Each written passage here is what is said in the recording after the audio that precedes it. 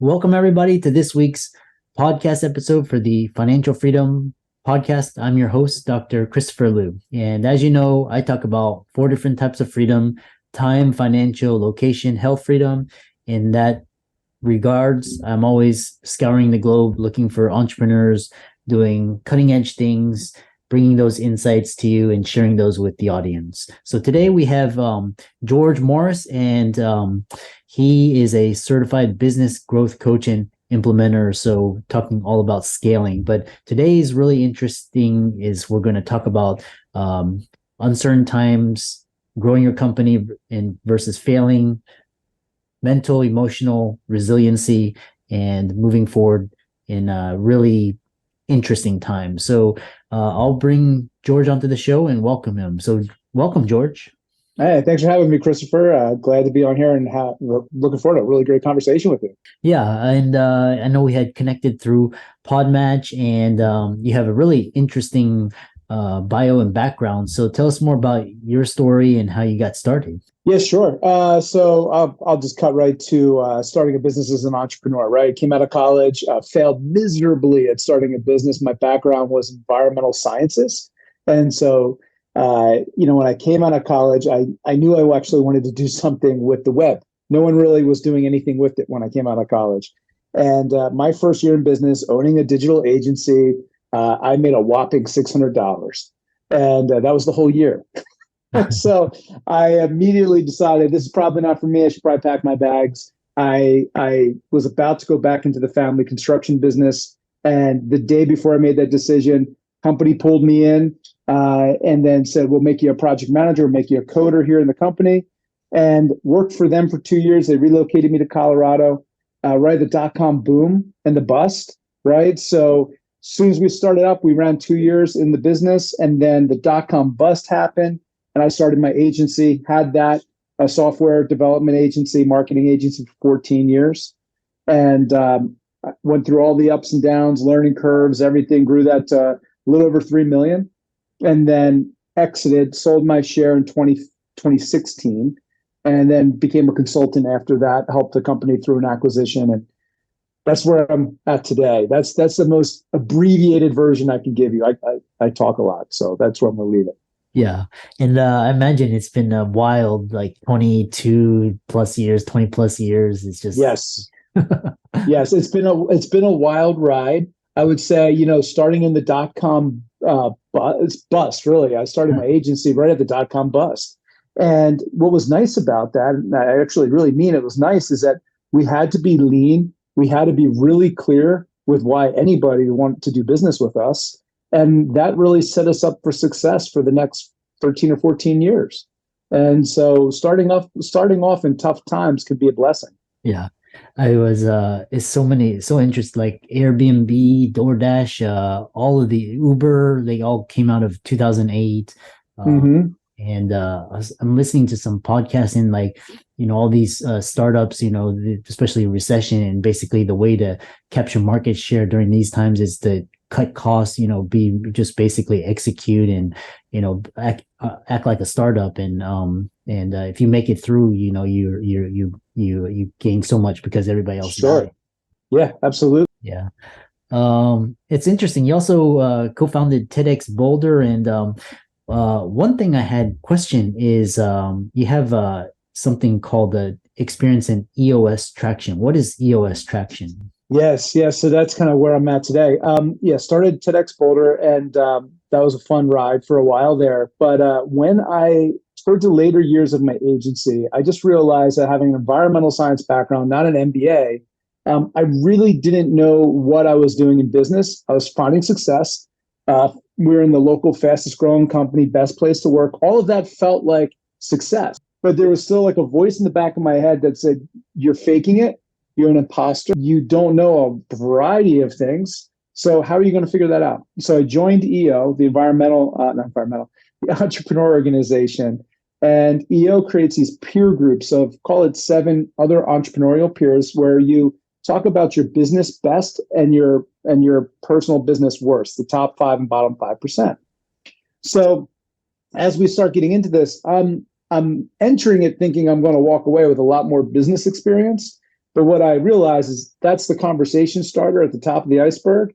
The bottom of the iceberg is all the personal stuff, the struggles that you work through to get to where you're at as a business leader, and getting rid of the things like imposter syndrome and all of this. And as we're doing this, I come across Vern Harnish, who is the founder, and he starts telling us about this thing called gazelles or Rockefeller habits. And it's a system for organizing your business and running your business. And I'm like, this is great. This is a fantastic system. I try to self-implement it, completely fail at it, but I learned. And then as the years went on, another colleague in EO created this thing called EOS Traction. And his name was Gino Wickman. So it's a watered down version of what Vern created. And then this thing starts catching on. It actually gets traction. So traction gets traction. Other entrepreneurs start using it. I start helping other entrepreneurs implement traction. I'm not a certified traction implementer, but I help them get moving on it. And then through helping one of my colleagues build his company up for acquisition, we get acquired. And then as we get acquired, I'm working in a 500-person company for 6 months after the acquisition. And I'm like, I got to get out of here. I can't do this. I'm an entrepreneur. I define myself that way. I leave and I went to go start a blockchain company. And a friend of mine's like, stop it. Two other entrepreneurs are like, you are not going to start a blockchain company. Go be a coach implementer. I'm like, I don't want to be a coach. I have all this baggage around coaching.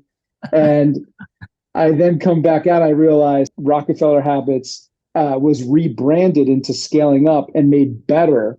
And I'm like, oh, I'm going to be a Scaling Up coach. And it's like Traction is your high school degree. Scaling Up is like your college degree. And then there's another system called the 3-HAG way or metronome. I call that your PhD level business operating systems. Oh, interesting. Which is very, yeah. And then it was really interesting how you've transitioned from all like Scaling Up coach, and now you're like working with all these different companies. And tell us, especially your honest opinion assessment, like especially these times, like especially 2020 to now, businesses, is it worse? Is it more volatile, uncertain than 2008, 2000 forwards? Tell us more about your assessment. Yeah, my assessment of it is I feel like a lot of it's overblown.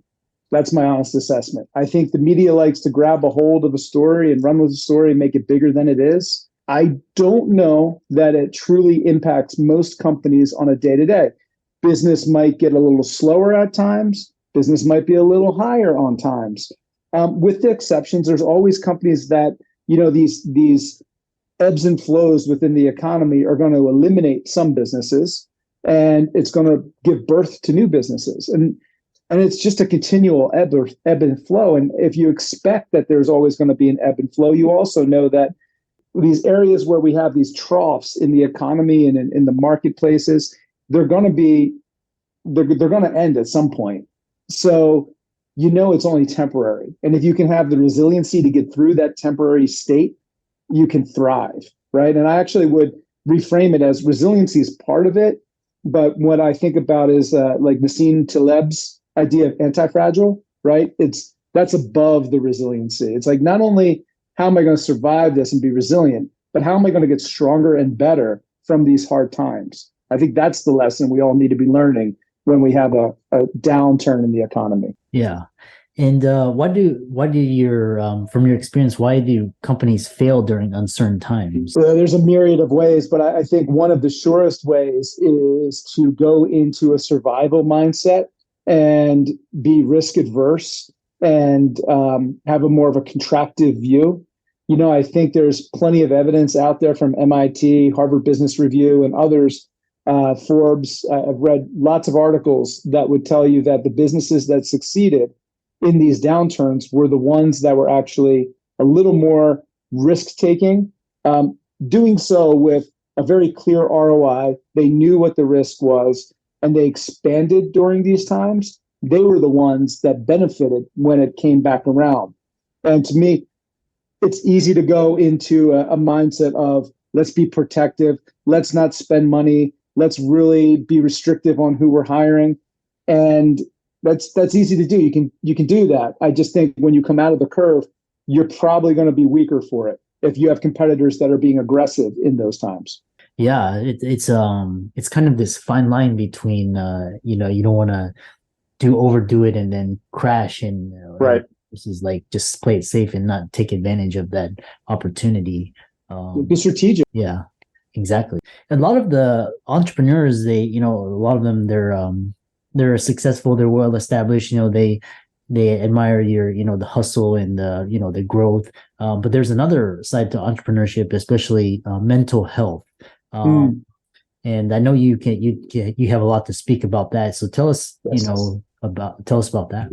Yeah. So just speaking to that from the perspective of the entrepreneur, you know, it's being an entrepreneur can be lonely, right? Because if you don't know a lot of other entrepreneurs that you're talking to on a regular basis, there are things that you go through as an entrepreneur that almost seem bipolar, right? Like when you're experiencing hard times and you're interacting with your team, you're supposed to be cheerful, positive, and hey, we can do this. That's what society tells you we're supposed to be, right? So you get this mixed message like, this is actually a really difficult time and I'm a little down about it, but I'm going to need to put on this face that all is okay and that we're going to get through this. It's like, wow, that's really setting yourself to be schizophrenic. And I feel like as an entrepreneur, the more that you can talk about these things with other peers that are in the space with you through organizations like Vistage or EO or whatever it may be,